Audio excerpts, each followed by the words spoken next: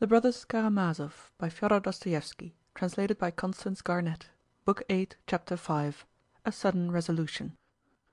She was sitting in the kitchen with her grandmother. They were both just going to bed. Relying on Nazar Ivanovitch, they had not locked themselves in. Mitya ran in, pounced on Fenya and seized her by the throat.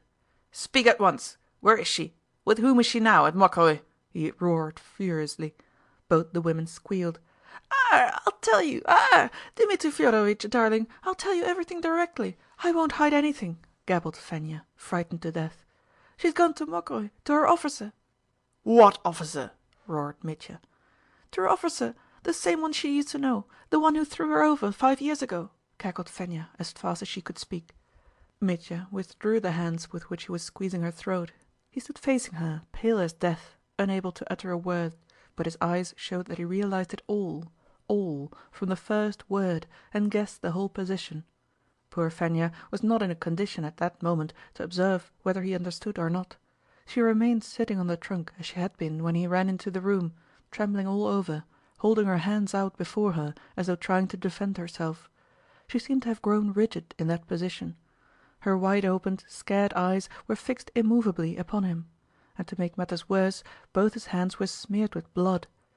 On the way, as he ran, he must have touched his forehead with them, wiping off the perspiration, so that on his forehead and his right cheek were blood-stained patches. Fenya was on the verge of hysterics. The old cook had jumped up and was staring at him like a mad woman, almost unconscious with terror. Mitya stood for a moment, then mechanically sank onto a chair next to Fenya. He sat, not reflecting, but, as it were, terror-stricken, benumbed. Yet everything was clear as day. That officer, he knew about him, he knew everything perfectly, he had known it from Khoroshenka herself, had known that a letter had come from him a month before. So that for a month, for a whole month, this had been going on, a secret from him, till the very arrival of this new man, and he had never thought of him. But how could he? How could he not have thought of him? Why was it he had forgotten this officer, like that, forgotten him as soon as he heard of him? That was the question that faced him like some monstrous thing, and he looked at this monstrous thing with horror, growing cold with horror. But suddenly, as gently and mildly as a gentle and affectionate child, he began speaking to Fenya as though he had utterly forgotten how he had scared and hurt her just now. He fell to questioning Fenya with an extreme preciseness, astonishing in his position, and though the girl looked wildly at his blood-stained hands, she too, with wonderful readiness and rapidity, answered every question as though eager to put the whole truth and nothing but the truth before him. Little by little, even with a sort of enjoyment, she began explaining every detail, not wanting to torment him, but, as it were, eager to be of the utmost service to him. She described the whole of that day, in great detail, the visit of Rakitin and Alyosha, how she, Fenya, had stood on the watch, how the mistress had set off, and how she had called out of the window to Alyosha to give him, Mitya, her greetings, and to tell him to remember forever how she had loved him for an hour. Hearing of the message, Mitya suddenly smiled, and there was a flush of color on his pale cheeks. At the same moment Fenya said to him, not a bit afraid now to be inquisitive: "Look at your hands, Dmitri Fyodorovitch. They're all over blood." "Yes," answered Mitya mechanically. He looked carelessly at his hands, and at once forgot them and Fenya's question. He sank into silence again. 20 minutes had passed since he had run in. His first horror was over, but evidently some new fixed determination had taken possession of him. He suddenly stood up, smiling dreamily. "What has happened to you, sir?" said Fenya, pointing to his hands again. She spoke compassionately, as though she felt very near to him now in his grief. Mitya looked at his hands again. "That's blood, Fenya," he said, looking at her with a strange expression. "That's human blood, and my God, why was it shed? But, Fenya, there's a fence here." He looked at her as though setting her a riddle. "A high fence, and terrible to look at, but at dawn tomorrow, when the sun rises, Mitya will leap over that fence.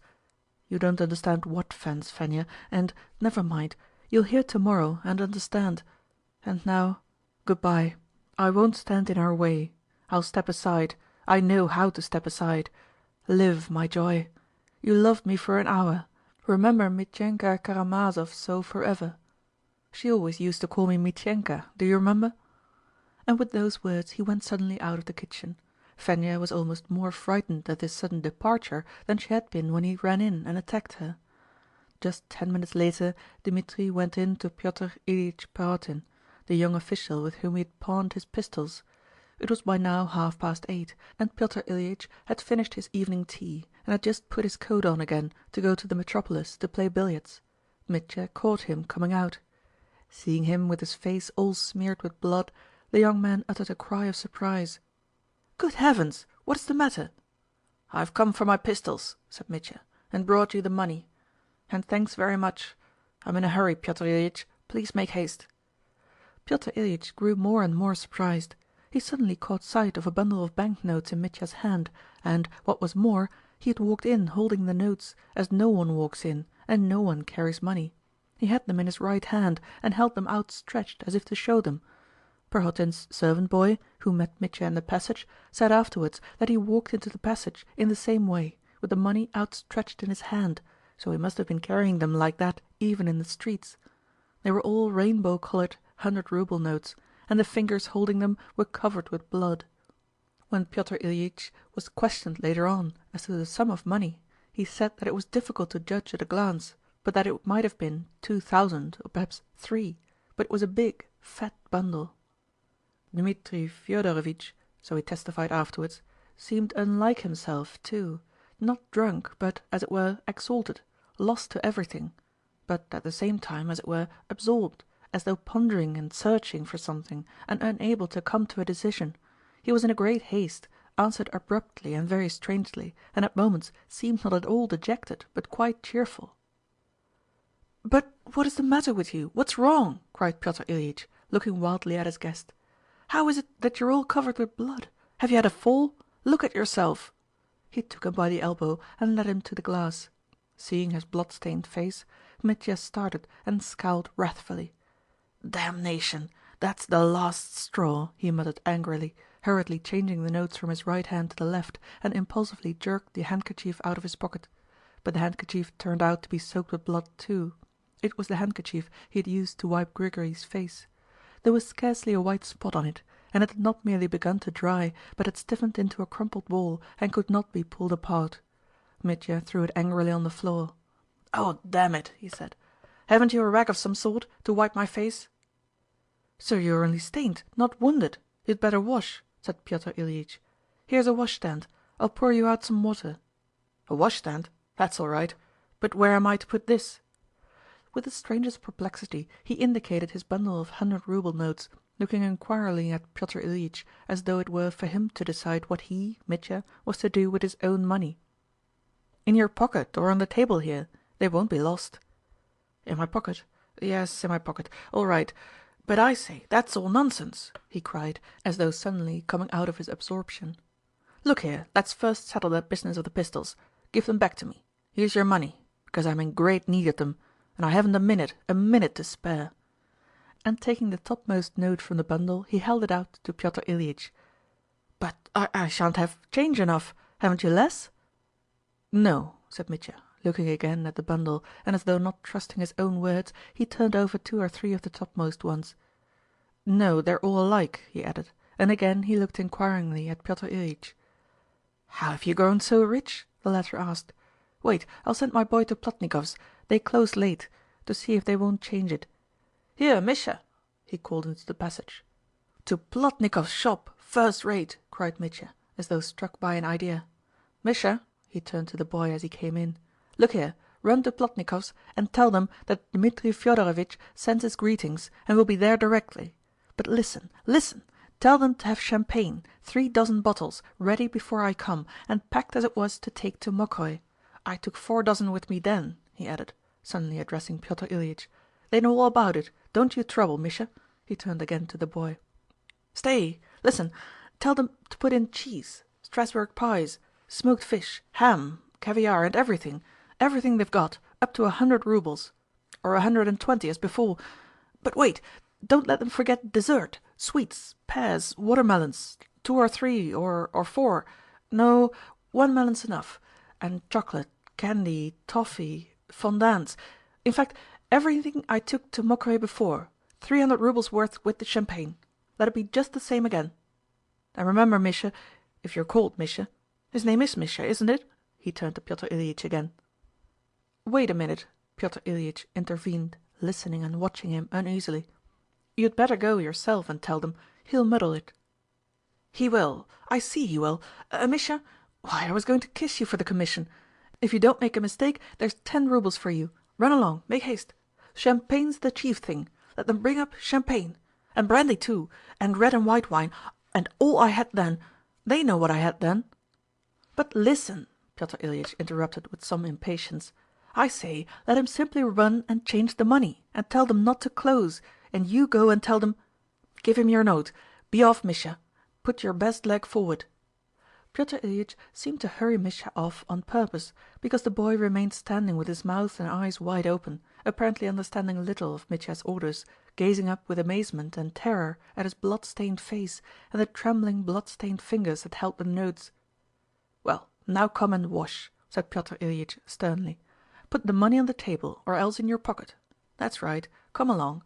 But take off your coat."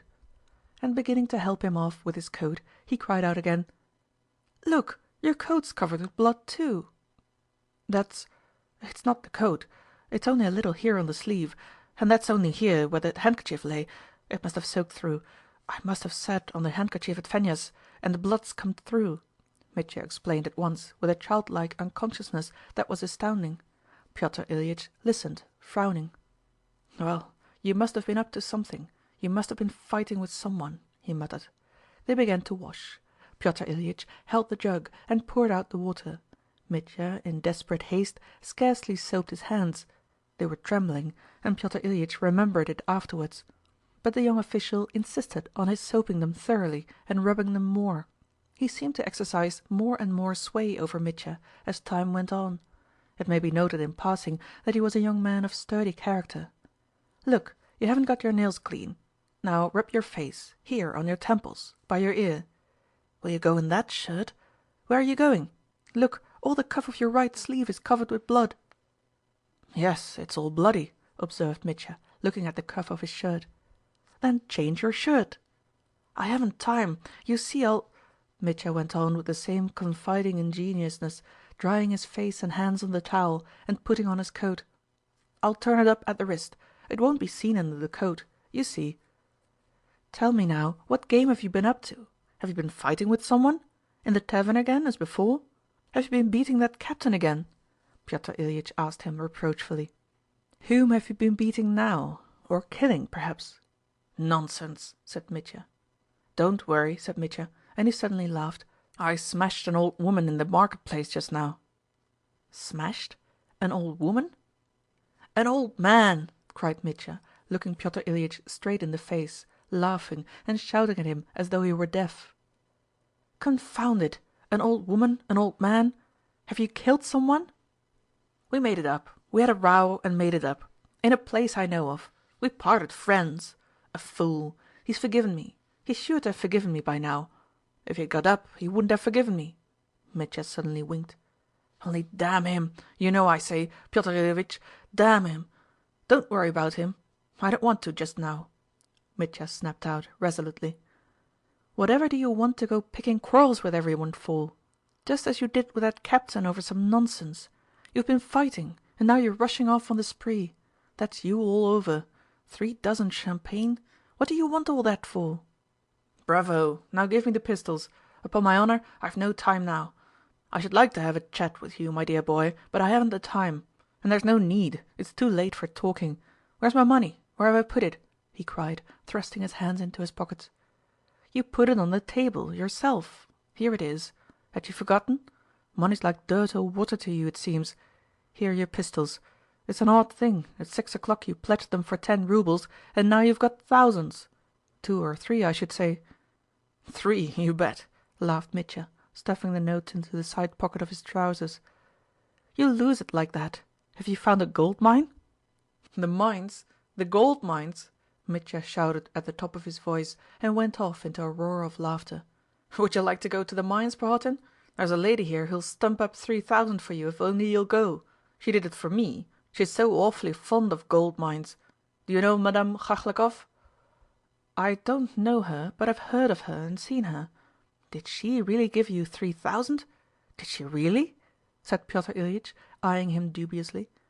"As soon as the sun rises tomorrow, as soon as Phoebus, ever young, flies upwards, praising and glorifying God, you go to her, this Madame Khaklakov, and ask her whether she did stump up that 3,000 or not. Try and find out. I don't know on what terms you are. Since you say it so positively, I suppose she did give it to you. You've got the money in your hand. But instead of going to Siberia, you're spending it all. Where are you really off to now, huh?" "To Mokroe." "To Mokroe? But it's night."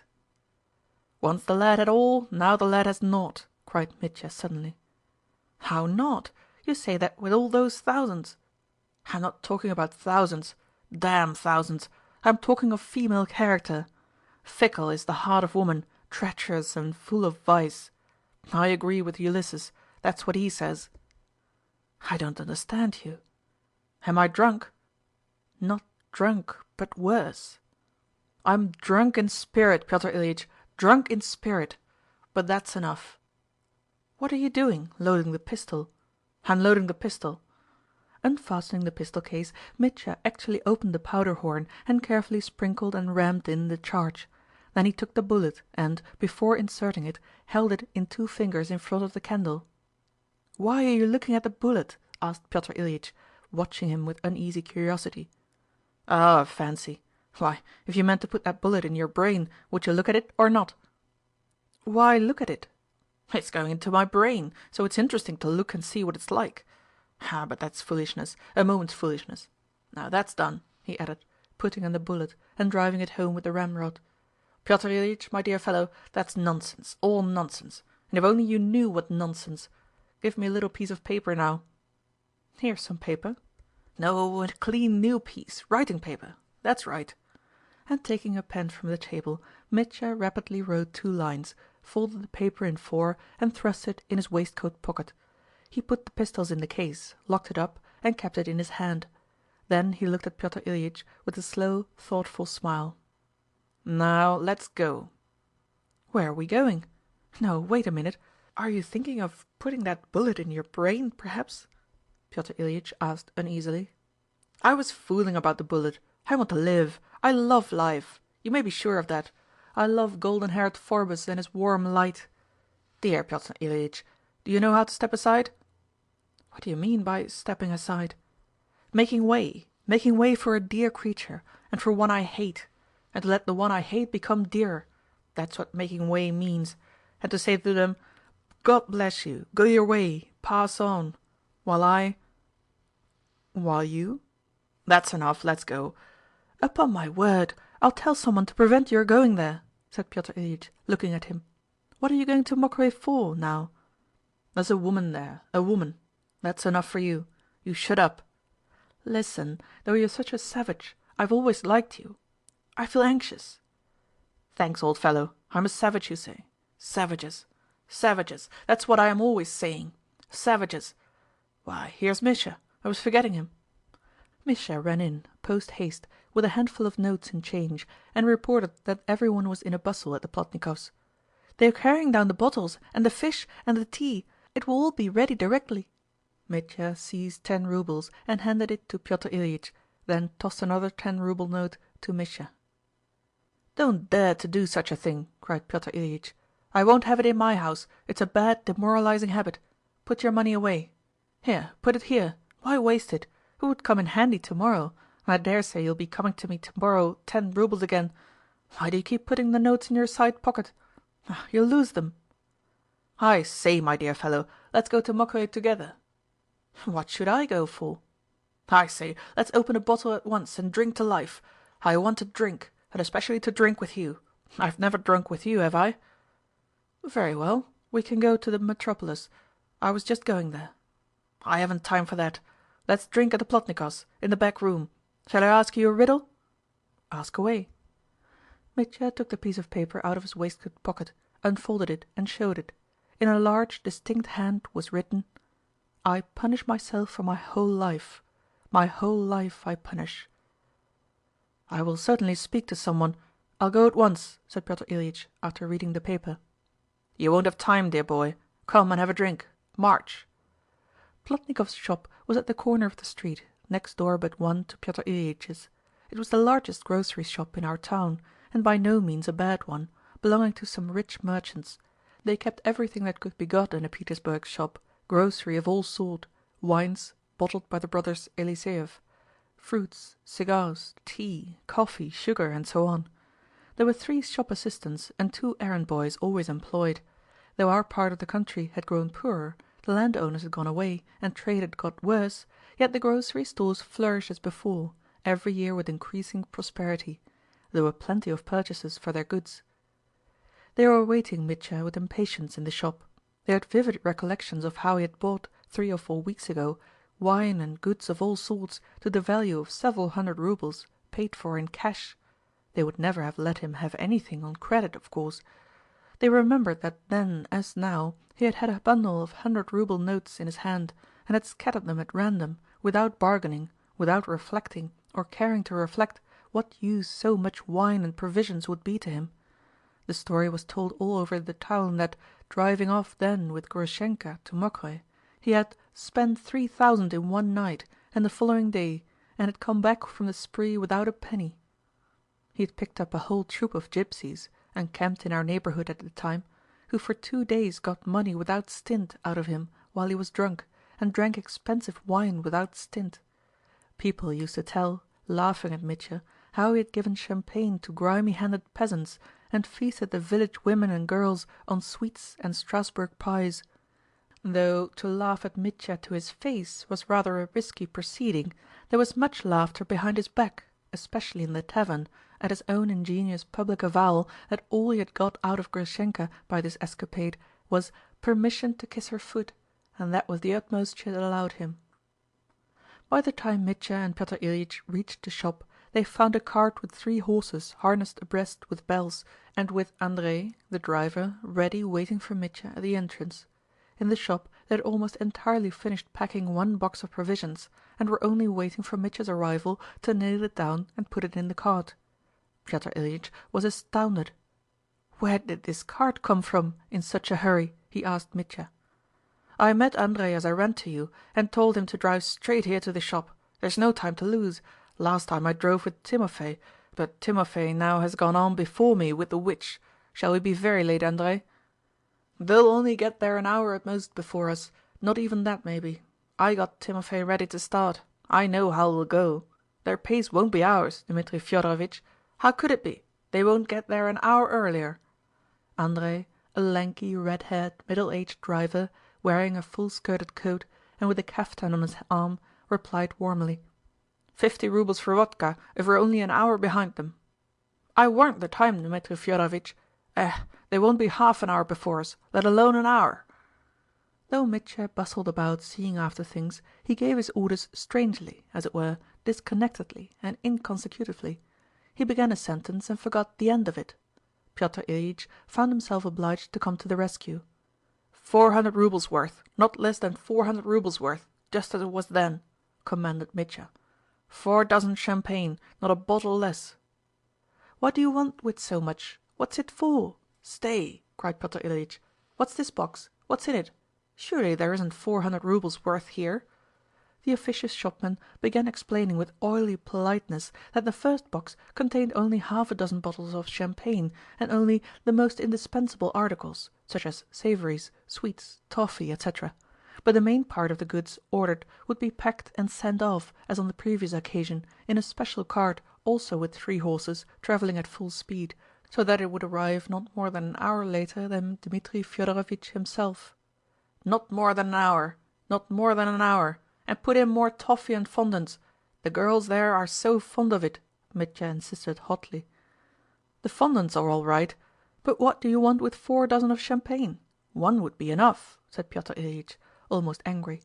He began bargaining, asking for a bill of the goods, and refused to be satisfied. But he only succeeded in saving 100 roubles. In the end it was agreed that only 300 roubles worth should be sent. "Well, you may go to the devil!" cried Pyotr Ilyitch on second thoughts. "What's it to do with me? Throw away your money, since it's cost you nothing." "This way, my economist, this way, don't be angry." Mitya drew him into a room at the back of the shop. "They'll give us a bottle here directly. We'll taste it. Pyotr Ilyitch, come along with me, for you're a nice fellow, the sort I like." Mitya sat down on a wicker chair before a little table covered with a dirty dinner napkin. Pyotr Ilyitch sat down opposite, and the champagne soon appeared, and oysters were suggested to the gentlemen. "First class oysters, the last lot in." "Hang the oysters! I don't eat them, and we don't need anything," cried Pyotr Ilyitch, almost angrily. "There's no time for oysters," said Mitya. "And I'm not hungry. Do you know, friend," he said suddenly, with feeling, "I never have liked all this disorder." "Who does like it? 3 dozen of champagne for peasants, upon my word, that's enough to make anyone angry." "That's not what I mean. I'm talking of a higher order. There's no order in me, no higher order. But that's all over. There's no need to grieve about it. It's too late, damn it. My whole life has been disorder, and one must set it in order. Is that a pun, huh?" "You're raving, not making puns." "Glory be to God in heaven, glory be to God in me. That verse came from my heart once. It's not a verse, but a tear. I made it myself. Not while I was pulling the captain's beard, though." "Why do you bring him in, all of a sudden?" "Why do I bring him in? Foolery. All things come to an end, all things are made equal. That's the long and short of it." "You know, I keep thinking of your pistols." "That's all foolery too. Drink and don't be fanciful. I love life. I've loved life too much, shamefully much. Enough. Let's drink to life, dear boy. I propose the toast. Why am I pleased with myself? I'm a scoundrel, but I'm satisfied with myself. And yet I'm tortured by the thought that I'm a scoundrel, but satisfied with myself. I bless the creation. I'm ready to bless God and his creation directly, but I must kill one noxious insect for fear it should crawl and spoil life for others. Let us drink to life, dear brother. What can be more precious than life? Nothing. To life, and to one queen of queens." "Let's drink to life, and to your queen too, if you like." They drank a glass each. Although Mitya was excited and expansive, yet he was melancholy too. It was as though some heavy, overwhelming anxiety were weighing upon him. "Misha, here's your Misha come. Misha, come here, my boy. Drink this glass to Phoebus the golden-haired, of tomorrow morn." "What are you giving it him for?" cried Pyotr Ilyitch irritably. "Yes, yes, yes, let me, I want to." "Ech!" Misha emptied the glass, bowed, and ran out. "He'll remember it afterwards," Mitya remarked. "Woman, I love woman. What is woman? The queen of creation. My heart is sad, my heart is sad, Pyotr Ilyitch. Do you remember Hamlet? I am very sorry, good Horatio. Alas, poor Yorick. Perhaps that's me, Yorick. Yes, I'm Yorick now, and a skull afterwards." Pyotr Ilyitch listened in silence. Mitya too was silent for a while. "What dog's that you've got here?" he asked the shopman casually, noticing a pretty little lap dog with dark eyes sitting in the corner. "It belongs to Varvara Alexeyevna, the mistress," answered the clerk. "She brought it and forgot it here. It must be taken back to her." "I saw one like it in the regiment," murmured Mitya dreamily. "Only that one had its hind leg broken. By the way, Pyotr Ilyitch, I wanted to ask you, have you ever stolen anything in your life?" "What a question!" "Oh, I didn't mean anything. From somebody's pocket, you know. I don't mean government money. Everyone steals that, and no doubt you do too." "You go to the devil." "I'm talking of other people's money. Stealing straight out of a pocket, out of a purse, eh?" "I stole 20 kopecks from my mother when I was 9 years old. I took it off the table on the sly and held it tight in my hand." "Well, and what happened?" "Oh, nothing. I kept it 3 days, then I felt ashamed, confessed and gave it back." "And what then?" "Naturally I was whipped. But why do you ask? Have you stolen something?" "I have," said Mitya, winking slyly. "What have you stolen?" inquired Pyotr Ilyitch curiously. "I stole 20 kopecks from my mother when I was 9 years old and gave it back 3 days later." As he said this Mitya suddenly got up. "Dmitri Fyodorovitch, won't you come now?" called Andrei from the door of the shop. "Are you ready? Well, come." Mitya started. "A few more last words and... Andrei, a glass of vodka at starting. Give him some brandy as well. That box," the one with the pistols, "put under my seat. Good-bye, Pyotr Ilyitch. Don't remember evil against me." "But you are coming back tomorrow." "Will you settle the little bill now?" cried the clerk, springing forward. "Oh yes, the bill, of course." He pulled the bundle of notes out of his pocket again, picked out 300 roubles, threw them on the counter and ran hurriedly out of the shop. Everyone followed him out, bowing and wishing him good luck. Andrei, coughing from the brandy he had just swallowed, jumped up on the box. But Mitya was only just taking his seat when suddenly to his surprise he saw Fenya before him. She ran up, panting, clasped her hands before him with a cry, and plumped down at his feet. "Dmitri Fyodorovitch, dear good Dmitri Fyodorovitch, don't harm my mistress! And it was I told you all about it!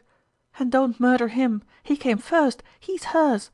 He'll marry Agrafena Alexandrovna now. That's why he's come back from Siberia. Dmitri Fyodorovitch, dear, don't take a fellow creature's life." "Tut, tut, tut, that's it, is it? So you're off there to make trouble," muttered Pyotr Ilyitch. "Now it's all clear as daylight. Dmitri Fyodorovitch, give me your pistols at once, if you mean to behave like a man," he shouted aloud to Mitya. "Do you hear, Dmitri?" "The pistols? Wait a bit, brother, I'll throw them into the pool on the road," answered Mitya. "Fenya, get up, don't kneel to me. Mitya won't hurt anyone, the silly fool won't hurt anyone again. But I say, Fenya," he shouted, after having taken his seat, "I hurt you just now, so forgive me and have pity on me. Forgive a scoundrel. But it doesn't matter if you don't, it's all the same now. Now then, Andrei, look alive! Fly along, full speed!" Andrei whipped up the horses, and the bells began ringing. "Good-bye, Pyotr Ilyitch, my last tear is for you." "He's not drunk, but he keeps babbling like a lunatic," Pyotr Ilyitch thought as he watched him go. He had half a mind to stay and see the cart packed with the remaining wines and provisions, knowing that they would deceive and defraud Mitya. But, suddenly feeling vexed with himself, he turned away with a curse and went to the tavern to play billiards. "He's a fool, though he's a good fellow," he muttered as he went. "I've heard of that officer, Grushenka's former flame. Well, if he has turned up... Ugh, those pistols! Damn it all! I'm not his nurse, let them do what they like. Besides, it'll come to nothing. They're a set of brawlers, that's all. They'll drink and fight and make friends again. They're not men who do anything real. What does he mean by 'I'm stepping aside, I'm punishing myself'? It'll come to nothing. He shouted such phrases 1,000 times, drunk in the taverns. But now he's not drunk. Drunk in spirit. They're fond of fine phrases, the villains. Am I his nurse? He must have been fighting. His face was all over blood. With whom? I shall find out at the metropolis. And his handkerchief was soaked in blood. It's still lying on my floor. Hang it!" He reached the tavern in a bad humor and at once made up a game. The game cheered him. He played a second game, and suddenly began telling one of his partners that Dmitri Karamazov had come in for some cash again, something like 3,000 roubles, and had gone to Mokroe again to spend it with Grushenka. This news roused singular interest in his listeners. They all spoke of it, not laughing, but with a strange gravity. They left off playing. 3,000? But where can he have got 3,000? Questions were asked. The story of Madame Khochlakov's present was received with skepticism. "Hasn't he robbed his old father? That's the question. 3,000! There's something odd about it. He boasted aloud that he would kill his father, we all heard him, here, and it was the 3,000 he talked about." Pyotr Ilyitch listened. All at once he became short and dry in his answers. He said not a word about the blood on Mitya's face and hands, though he had meant to speak of it at first. They began a third game, and by degrees the talk about Mitya died away. But by the end of the third game Pyotr Ilyitch felt no more desire for billiards. He laid down the cue, and without having supper as he had intended, he walked out of the tavern. When he reached the marketplace he stood still in perplexity, wondering at himself. He realized that what he wanted was to go to Fyodor Pavlovitch's and find out if anything had happened there. On account of some stupid nonsense, as it's sure to turn out. Am I going to wake up the household and make a scandal? Pfu! Damn it! Is it my business to look after them? In a very bad humor he went straight home, and suddenly remembered Fenya. Damn it all! I ought to have questioned her just now, he thought with vexation. I should have heard everything. And the desire to speak to her and so find out became so pressing and importunate that when he was halfway home he turned abruptly and went towards the house where Grushenka lodged. Going up to the gate he knocked. The sound of the knock in the silence of the night sobered him and made him feel annoyed. And no one answered him. Everyone in the house was asleep. "And I shall be making a fuss," he thought, with a feeling of positive discomfort. But instead of going away altogether, he fell to knocking again with all his might, filling the street with clamour. "Not coming? Well, I will knock them up, I will," he muttered at each knock, fuming at himself, but at the same time he redoubled his knocks on the gate. Chapter 6 of Book 8